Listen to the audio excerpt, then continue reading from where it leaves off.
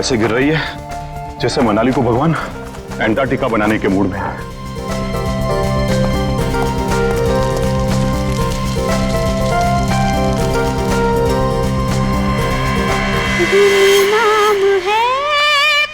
घर में तो कोई नहीं है, फिर ये म्यूजिक किसने चलाया? पूरब, माया, गौतम, पूरब, कौन है वो माया, अनजान है, गौतम, नाम है कोई बदनाम। अगर बच्चे नहीं है तो फिर कौन है? कौन है यहाँ? कौन है?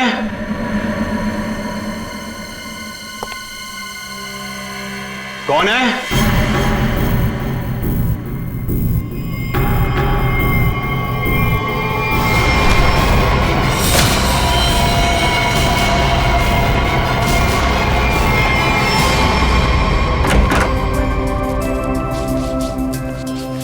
गौतम, इधर मत कर।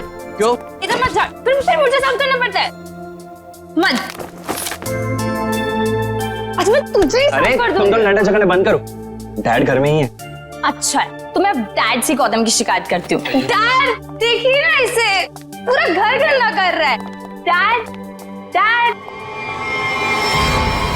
Dad, dad, dad, dad, dad.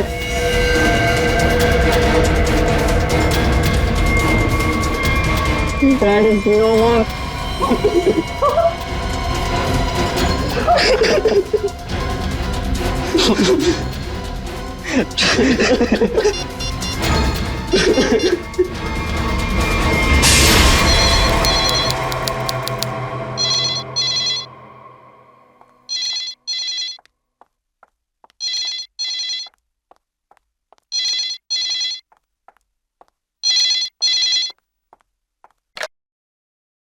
Hello, हाँ वो लोग आ गए हैं और किसी भी वक्त घर पर पहुंचने वाले हैं।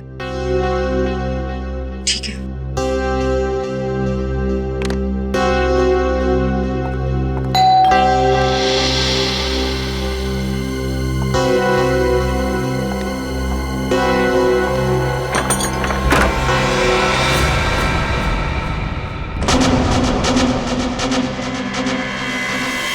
ओह माय गॉड, क्या हुआ किलोरी? आ गए वो लोग? वो लोग तो नहीं आए, लेकिन ये ताबूत कोई छोड़कर गया है और कोई यहाँ दिख भी नहीं रहा। ये जगन का ताबूत होगा, लेकिन ये तो बच्चे लेकर आने वाले थे। हाँ, पर बच्चे तो यहाँ नहीं है। जब मैंने दरवाजा खोला तो बस ये ताबूत यहाँ रखा था। तुम एक काम करो, पूरब को फोन करो, पूछो कहाँ है वो लोग। हाँ,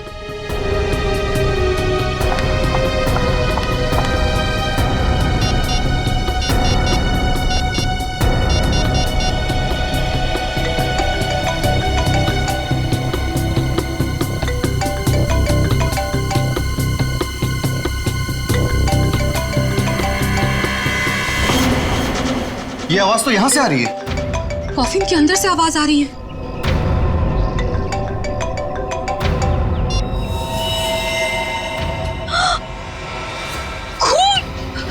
विक्रम खून! Oh my God! कुछ तो गड़बड़ है, पुलिस को फोन करो जल्दी। एक मिनट, तुम पैनिक मत हो, खोलकर देखते हैं ना।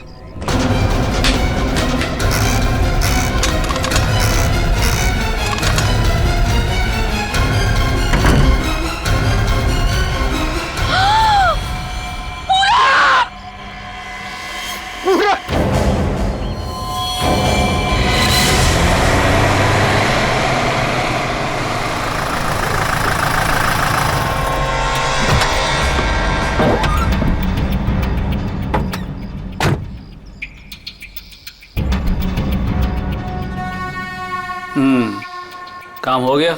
यस बॉस, आज तो आप हमें शाबाशी दोगे बॉस। किसी को कोई शक तो नहीं हुआ? कोई शक नहीं बॉस, इतनी सफाई से लाश को ठिकाने लगाया है, कि उनके रोहें कांप जाएंगे, रोहें। ए बस बस बस, आज तक तूने कोई काम ढंग से किया है?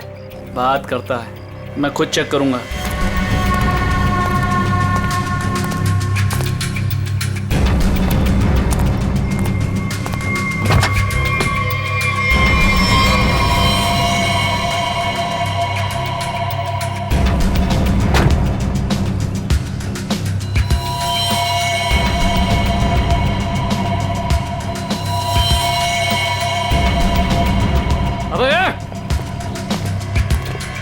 क्या हुआ बॉस? मेरी किस्मत खराब थी जो मैंने तुझ जैसे निकम्मे को काम पे रखा। ऐसा क्या हो गया बॉस? ये देख, ये है तेरा सफाई वाला काम। हाँ, तू लाश ठिकाने लगाने गया था या अपनी पूंछ लगाने गया था तू? पूछ? अबे पूरे रास्ते पर तू खून के निशान लगा कर आया। सीआईडी वाले इसी पूंछ को पकड़कर हमारी गर्दन तक पहुंच जाएंगे। अरे तुझे कितनी बार बोला कि लाश ठिकाने लगाने के बाद सफाई पर सही से ध्यान दिया करो। बोला था ना, एक बार बात तेरे भेजे में नहीं घुसती क्या? बात करता है। अब क्या करे बॉस? क्या करें? मैं बताता हूं तुझे, रुक। मन तो करता है ना तेरा खून भी इसी रास्ते पर बहा दूं। अरे शक्ल क्या देख रहा मेरी? ये मुसीबत को ठिकाने लगा और सफाई वही कर। जी बॉस। चल बॉस चल, खुद भी मरोगे और मुझे भी मरवाओगे। चल।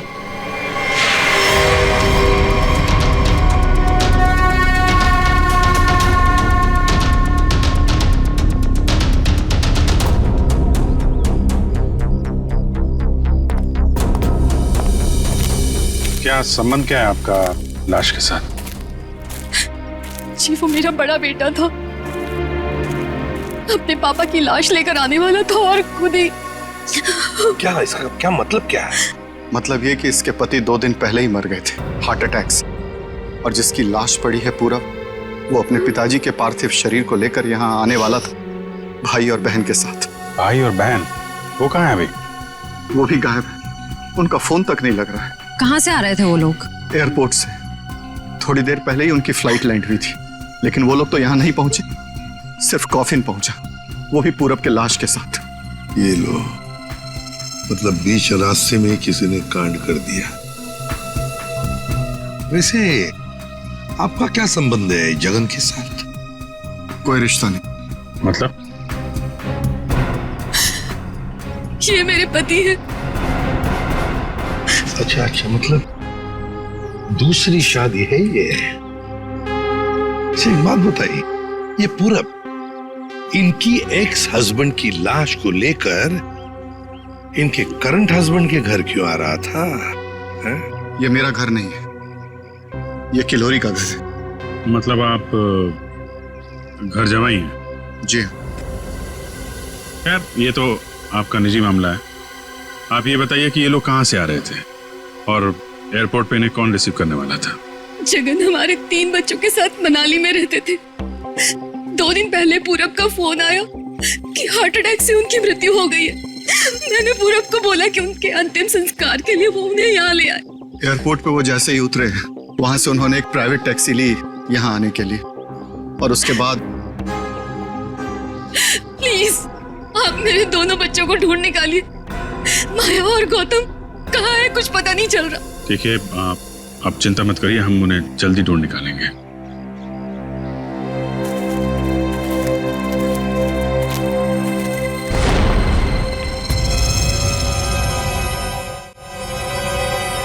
तो ये देखो, उनकी रेलगाड़ी लगती है। Yes sir. निखिल सर देखो, ये रेलगाड़ी कौन से स्टेशन से होके आई है? चलो भैया चलते हैं। चलते हैं भैया का क्या मतलब है? अपना मुंह दिखाने आया था तू यहाँ पर? मतलब ये है कि एक लाश पड़ी हुई है, उसका खून हुआ है, किसने खून किया है ये तो आप पता लगा ही लोगे ना। महान हो आप लोग तो मेरा क्या काम है यहाँ? इसको नहीं बुलाऊं तो इसके कान में से धुआं निकलता है कि हमें बुलाया नहीं, ये तो यूं केस सॉल्व कर देते, यूं खूनी को पकड़ लेते। और अभी लाश को सूंघा तक नहीं और चल पड़ा। हाँ सूंघ लिया तो फिर मुंह खोल ना। लाश को सूंघने के बाद क्या पता चला ये बताने के बगैर सरपट भागे क्यों जा रहा है? देख फारूक के 2 बच्चे गायब है, इस औरत के 2 बच्चे, और ऊपर से बाप की लाश भी गायब है। लाश गायब है तो मैं क्या करूं? लाश बन के लेट जाऊं यहाँ पर? लाश ढूंढना आप लोगों का काम है, तो ढूंढो ना। पूछो किसी से, ढूंढो कि ये कास्केट कहाँ से आया था। मैं क्या करूंगा इसमें? अच्छा तू जा। ठीक है। अरे एक मिनट सर, हमें इस केस में आपकी जरूरत है। आप देखो भैया, वो तो हर केस में तुम लोगों को मेरी जरूरत पड़ती है, पर तुम लोग मानते कहाँ हो? यार छोड़ो इसको अभी। अरे सर प्लीज एक मिनट। अरे सारुंके साहब, आप अपने ज्ञान का प्रकाश डालिए ना इस केस पे।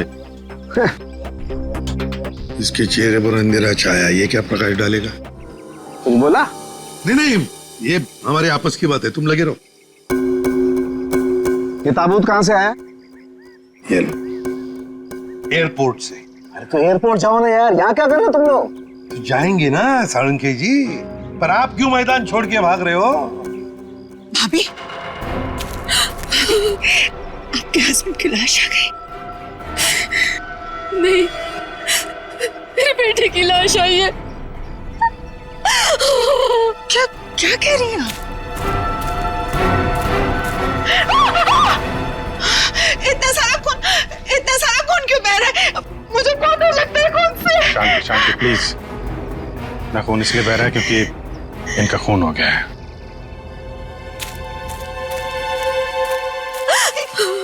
क्या कह रहे? पूरब का खून हो गया भाभी। वैसे आप, ये मेरी बहन है और किलोरी की ननद। लेकिन भाभी, इसमें पूरब की लाश है तो आपके हस्बैंड की लाश कहाँ है? साळुंखे, अगर 5 साल के बच्चे की तरह मुंह बना के नखरे नहीं करता ना, तो अब तक कोई सुराग मिल जाता तुझे। भैया, ये नाक के अंदर छोटे छोटे दाने दिखाई दे रहे हैं ना, शायद यही एड्रेस। किसका? उनके हस्बैंड की लाश का।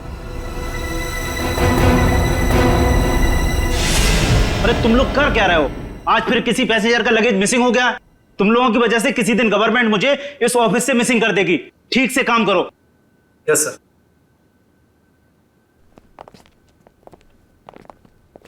सर, आप लोगों का भी कुछ मिसिंग हुआ है क्या?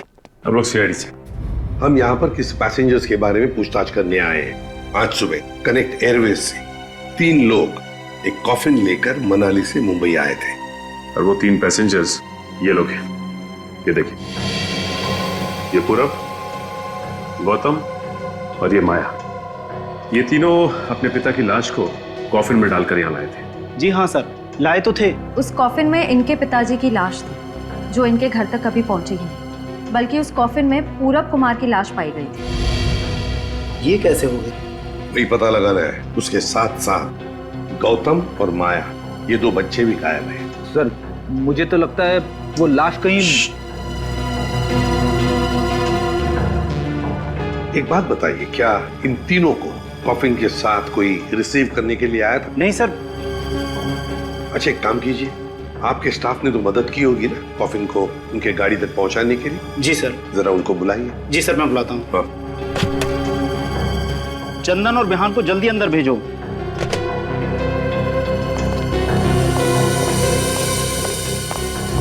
क्या हुआ सर?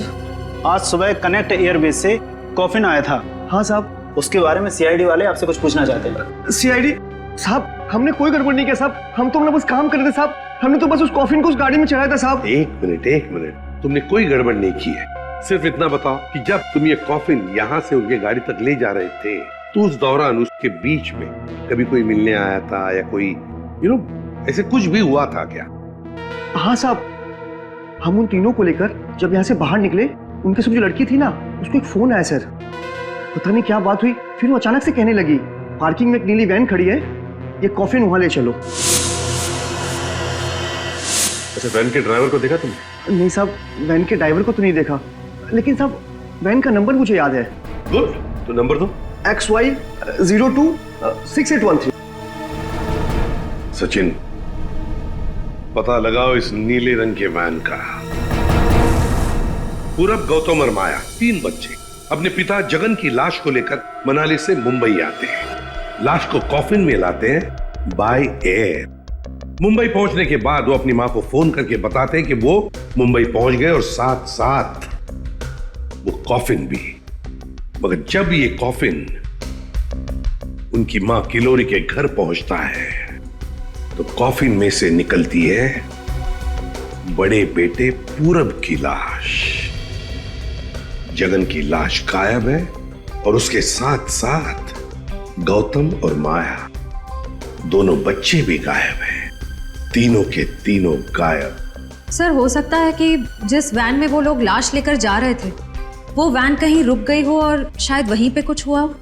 बस तो इसीलिए तो उस ड्राइवर की जरूरत है हमें। वो ड्राइवर कौन था, उस गाड़ी के बारे में डिटेल वो सब कुछ चाहिए हमें। सर वैन के रजिस्ट्रेशन नंबर से मैंने मालिक का पता लगाया। फिर मालिक का कहना है कि वैन तो कुछ महीने पहले ही चोरी हो गई थी। ये लो सर, इसका मतलब अब गौतम और माया की जान को खतरा है।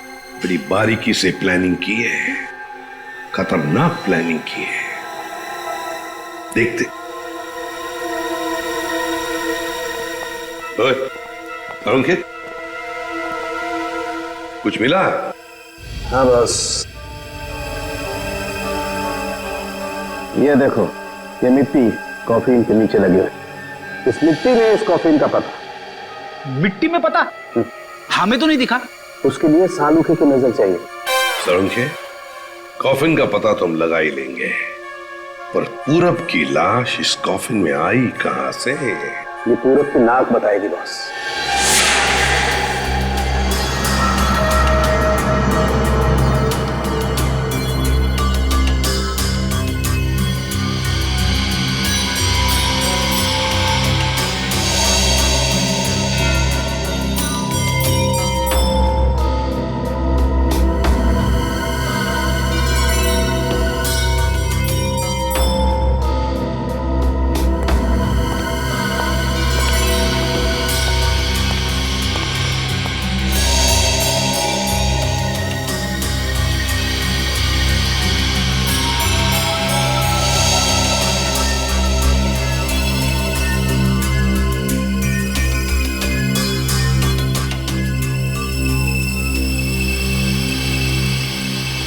हाँ सर, कुछ पता चला?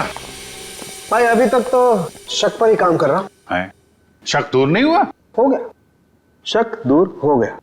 मुझे इसकी नाक में से पोलन्स मिले, पराग कण। सालुंखे साहब, वो कैसे पता चला? फॉरेंसिक पोलिनोलॉजी से। सालुंखे साहब, ये क्या है? रेडी, ये फॉरेंसिक साइंस की एक अलग टेक्निक है। सर, इसमें क्या होता है? निखिल, इस टेक्नोलॉजी से हम बहुत छोटे पार्टिकल्स लाइक माइक्रो पार्टिकल्स को स्टडी करते हैं, जो कि फूल, पौधे, कपड़े, मिट्टी, ऐसे कई सारी चीजों में पाए जाते हैं।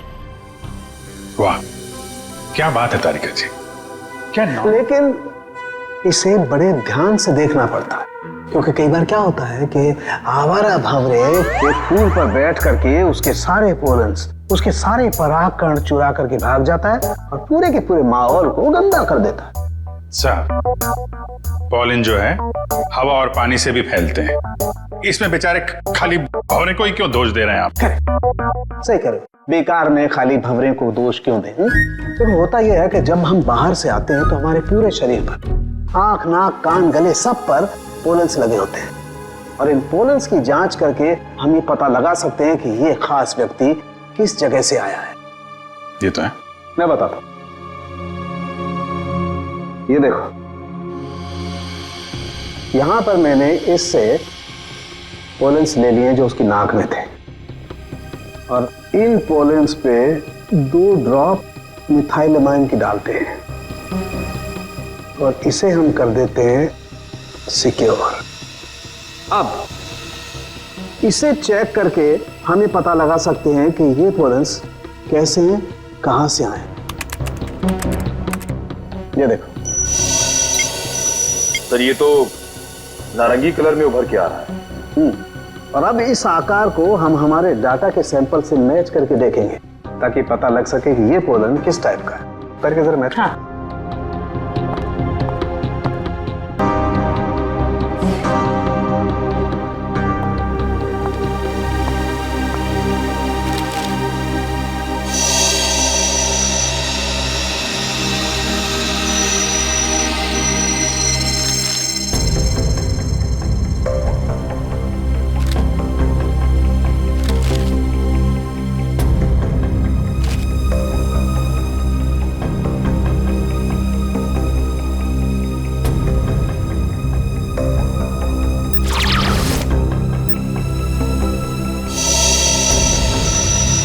वाह सर, ये तो पॉलेंस की पूरी लाइब्रेरी है।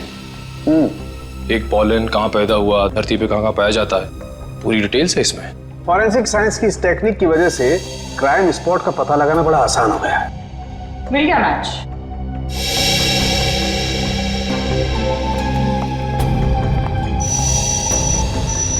ये मैरीगोल्ड है जिसका हाइब्रिड नाम मरियासा गोल्ड 63 है।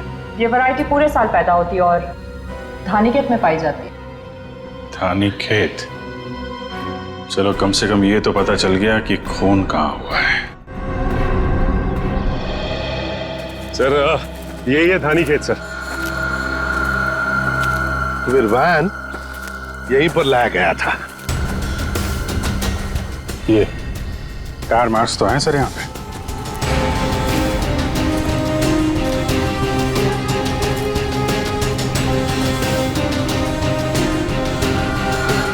बस ये उसी वैन के टायरों के निशान।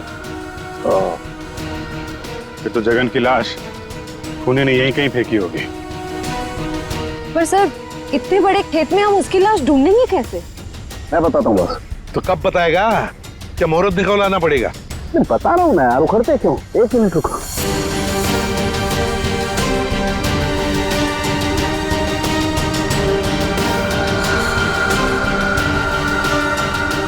ये देखो, ये मैंने फूल के पोले निकाले।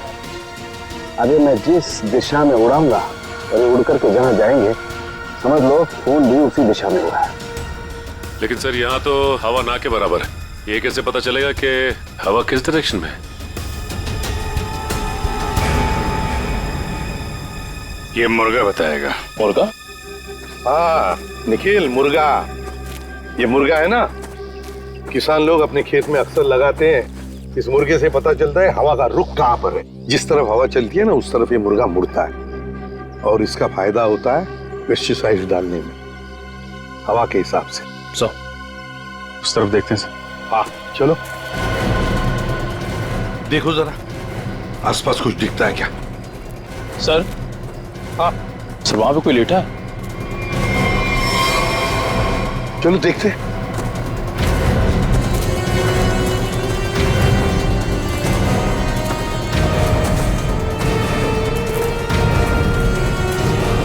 हेलो? ओ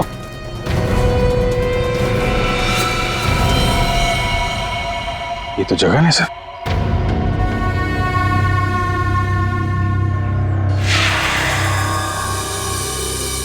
देखिए जगन की लाश हमें गेंदे के खेत में से मिली।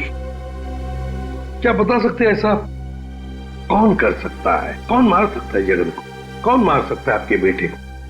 है किसी पर शक आपको? किसी के साथ उनकी कोई दुश्मनी थी? है? मुझे किसी पर शक नहीं। कहीं ये मामला प्रॉपर्टी से रिलेटेड तो नहीं? अब हम पर क्यों शक कर रहे हैं? क्यों नहीं? जगन जी अमीर आदमी थे, मनाली में सेब के बाग थे, जमीन जायदाद थी। उनके मरने से और पूरब के मरने से और दोनों बच्चों के गायब होने के बाद प्रॉपर्टी तो आप लोगों को ही मिलने वाली है ना।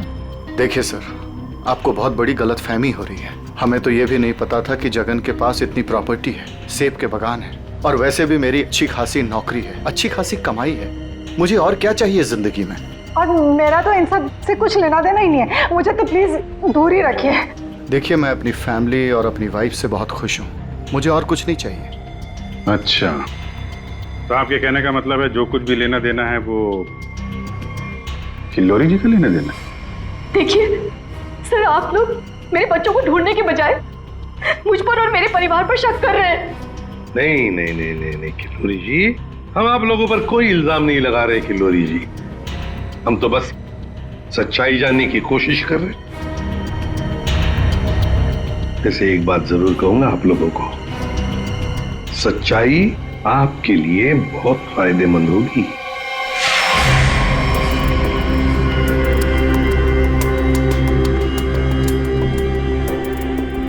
तारिका, इस ताबूत के ये निचले हिस्से में जिस तरीके के निशान लगे हुए हैं ना, उससे तो लगता है इस ताबूत को काफी दूर तक घसीटा गया है। तुम एक काम करो, जो ताबूत पर जगह जगह मिट्टी लगी हुई है, इस मिट्टी का सैंपल ले लो ये मिट्टी बताएगी कि ताबूत कहाँ से आया है। मगर सर खून कहाँ हुआ है वो तो हमें पता चल गया है ना। हाँ तारिका, ये पता लग गया है, लेकिन वो वैन, उस वैन के बारे में कुछ पता नहीं लगा है। जिस वैन में ये खून हुआ है, जिस वैन में से एक लाश गायब हो गई, उसके बारे में कुछ नहीं पता है। एक काम करो, इस मिट्टी का सैंपल ले लो, फिर इस मिट्टी को हम बॉम्बे के सॉइल मैप से मैच करके देखेंगे। लेकिन सर मुंबई के सॉइल मैप की कौन सी मिट्टी का फैलाव कहाँ तक है ये हमें कैसे पता चलेगा? यू ट्रस्ट मी ना? कॉज तो फिर सैंपल ले लो, पता लगेगा, बिलीव मी।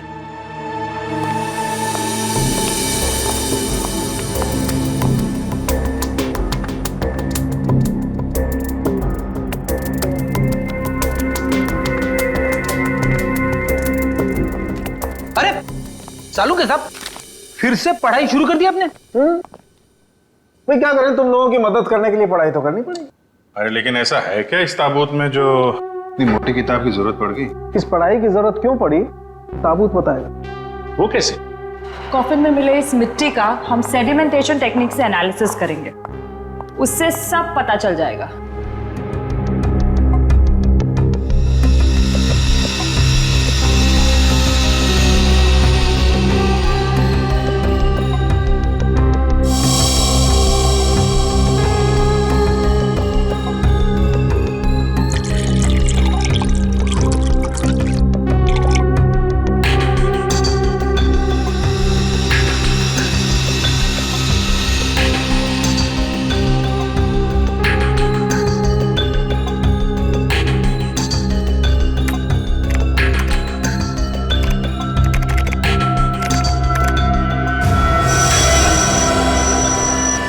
ये देखिए,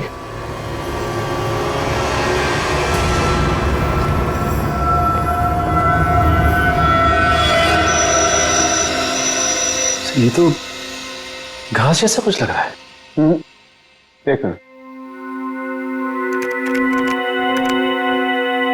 अब देखो, ये घास नहीं है, ये मोलासिस है, गन्ने के वेस्ट से जो निकलती है, जहां पर गुड़ बनता है। मतलब ये ताबूत वहां पे ले जाया गया था जहां पे गन्ने से गुड़ बनाया जाता है, शुगर फैक्ट्री। सिर्फ मुंबई के आसपास 2-4 शुगर फैक्ट्रीज हैं। अच्छा सालू साहब, ये मिट्टी किस एरिया की है, कुछ पता चल सकता है? हाँ बिल्कुल पता लग सकता है।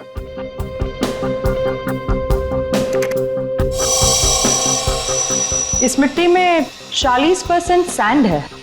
और इतनी सैंड परसेंटेज वाली मिट्टी मुंबई के बाहर कन्ना कावड़ी वाले इलाके में लगभग 30 किलोमीटर के एरिया में पाई जाती है। और हाँ, ये मिट्टी ज्यादा रेत और ज्यादा आयरन होने की वजह से काली दिखाई देती है। सचिन, पता करो उस एरिया में कोई शुगर मिल है क्या?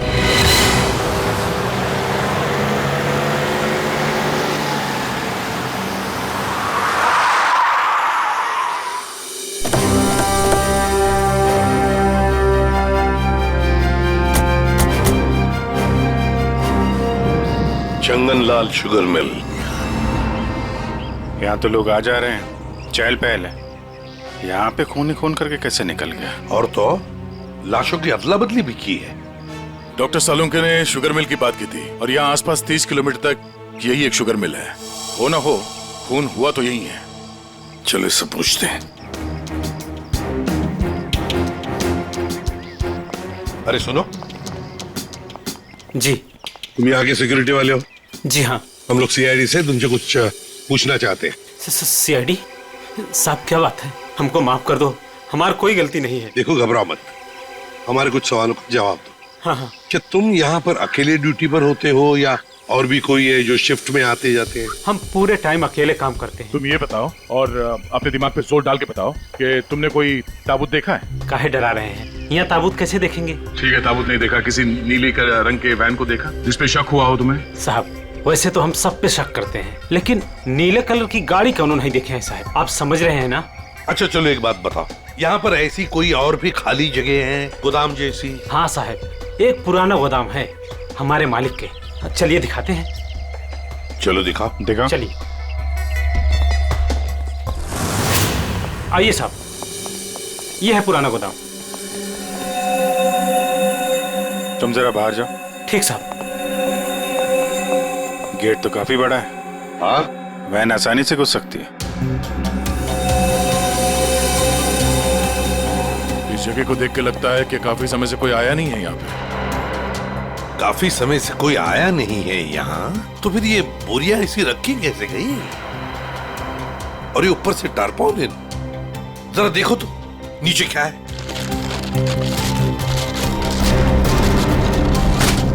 ये देखा?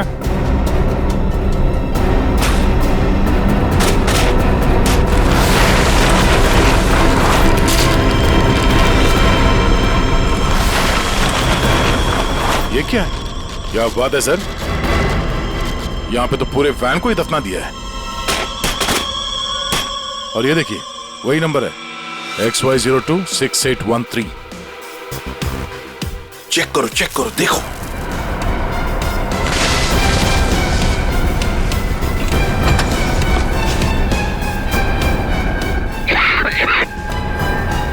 माय गॉड, इतना सारा खून। लगता है 24 घंटे से ज्यादा पुराना है। अभिजीत, लाश इसी वैन में से ले जाई गई है। काम करते हैं, पूरी की पूरी वैन को फॉरेंसिक लैब भेजते हैं।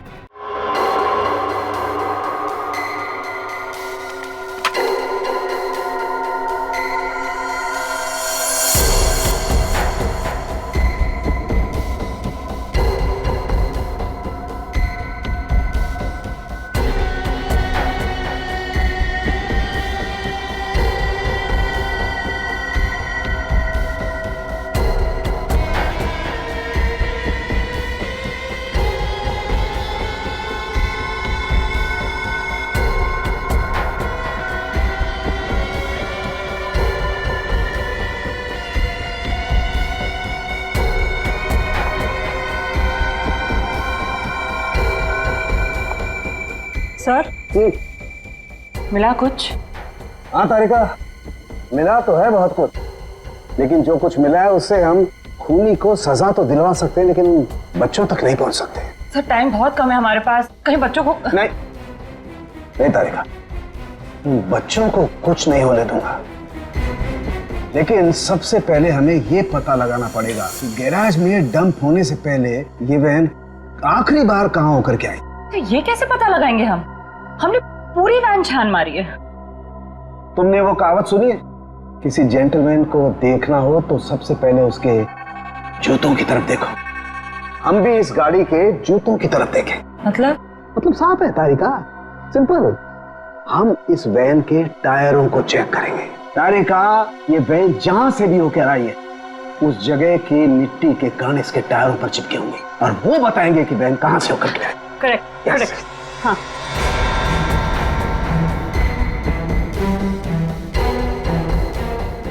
जरा एक कोर्सा पर पेट्रोल डिश लाओ। हाँ सर, अभी देती हूँ।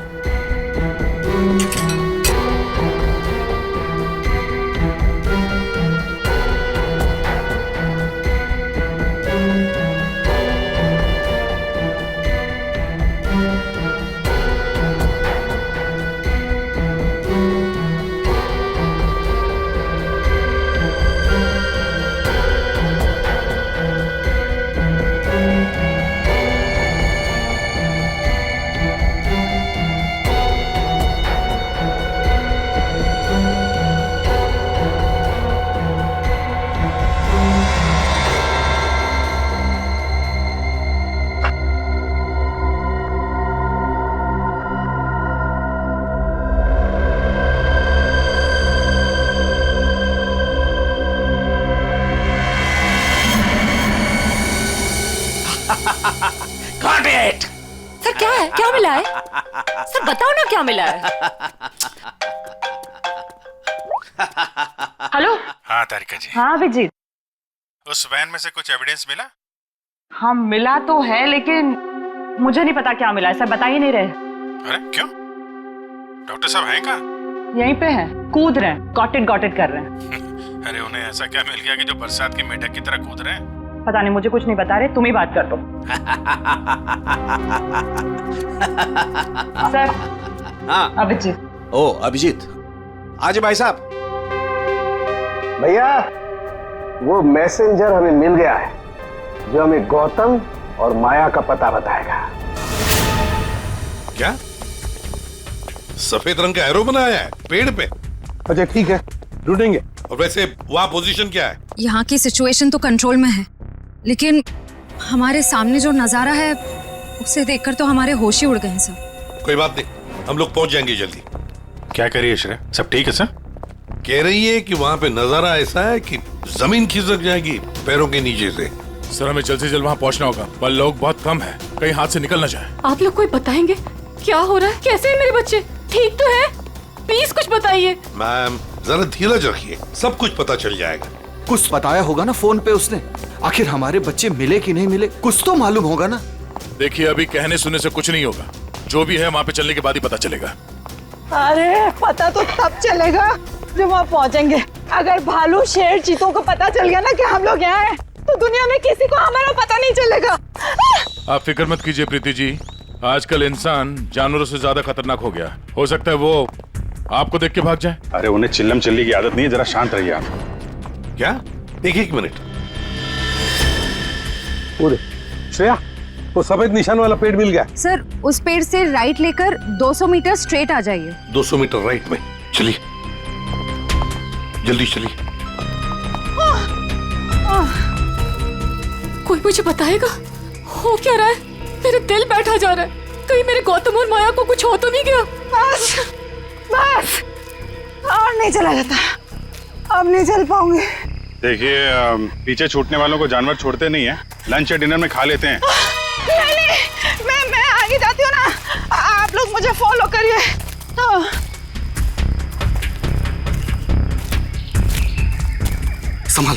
संभाल के। श्रेया। सर वो देखिए सर।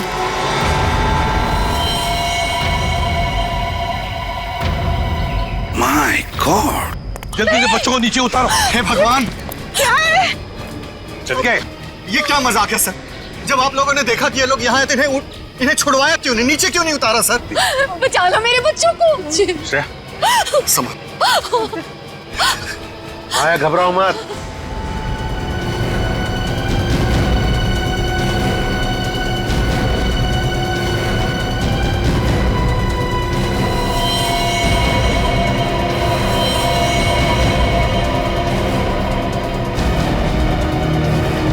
अब भेजो भेजो उसको।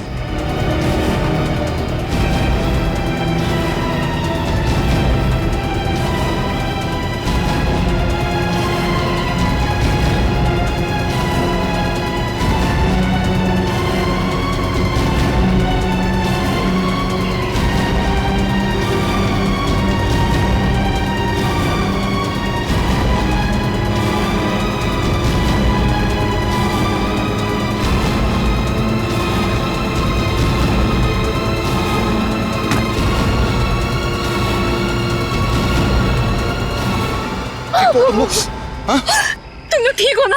बंद कीजिए अपना नाटक, हमारी इस हालत के जिम्मेदार आप ही हैं। बच्चे कहते हैं ना हमें, तो क्यों डाला अपने बच्चों को मौत के मुंह में? तो अच्छा हुआ सीआईडी टाइम पे आ गई, वरना आपने भैया की तरह हमें भी मार दिया होता। क्यों खिलोरी जी, ये बात क्या है? बच्चे आप ही पर इल्जाम लगा रहे। मुझे भी कुछ समझ में नहीं आ रहा है। मैं तो इन लोगों से इतना प्यार करती हूँ, मैं क्यों मारूंगी इन लोगों को? बात तो सही है, सवाल जायज है। एक माँ अपने ही बच्चों के साथ ऐसे कैसे कर सकती है? देखिए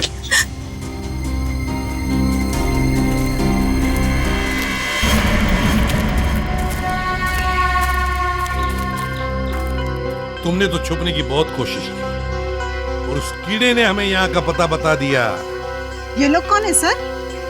भाई मैडम कुछ पूछ रही बताओ, या और खातिरदारी करें? हमने और खातिरदारी की जरूरत नहीं है। देखिए साहब, पहले मुझे इमरजेंसी वार्ड में भर्ती करा दीजिए। हड्डियों से बड़ी अजीब अजीब आवाजें आ रही है साहब। तो मुझे दिन में ही चांद तारे नजर आ रहे हैं सर। ऐसा लगता है जैसे मैं अंतरिक्ष में। मुंह खोलो अपना जल्दी। आप फंसा दिया तुमने हमें। मैंने फंसाया? मैं तो इन लोगों को जानती तक नहीं हूँ। आप नहीं, वो भाई साहब। दिमाग तो नहीं खराब हो गया तुम लोगों का? क्या बोल रहे हो तुम? हाँ,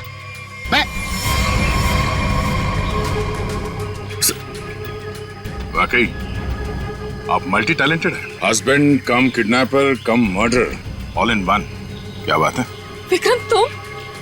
भैया क्यों किया तुमने ये सब? और क्या करता? इसके तीनों बच्चे मेरे छाती पे सांप की तरह लौट रहे थे। विक्रम, तुमने बोला था कि तुम हमारे बच्चों को मुझसे भी ज्यादा प्यार करोगे, और तुमने मेरे एक बेटे को मार दिया और बाकी दो को मारने की साजिश की। जिस मकसद के लिए मैंने तुम्हें फंसाया उस पर तुमने पानी फेर दिया। तुम्हें फंसाने का मेरा सिर्फ एक ही मकसद था, तुम्हारी प्रॉपर्टी, तुम्हारा पैसा। लेकिन तुमने अपनी सारी प्रॉपर्टी अपने बच्चों के नाम कर दी। क्या करता मैं? और तो और तुम अपने पुराने पति से भी मिलने जाती थी। तुमने कभी सोचा कि मेरे अंदर क्या होता था? मैंने एक दिन डिसाइड कर लिया, तुम्हारी पुरानी फैमिली को ही तुम्हारे रास्ते से हटा दूंगा। और इसीलिए सबसे पहले तुमने जगन को रास्ते से हटाया, क्यों? हाँ, इसलिए मैंने अपने रास्ते से सबसे पहले अपने पहले कांटे को हटाया, जगन को। अपनी पत्नी को झूठ बोला कि मैं बॉम्बे से बाहर जा रहा हूं, और एक दिन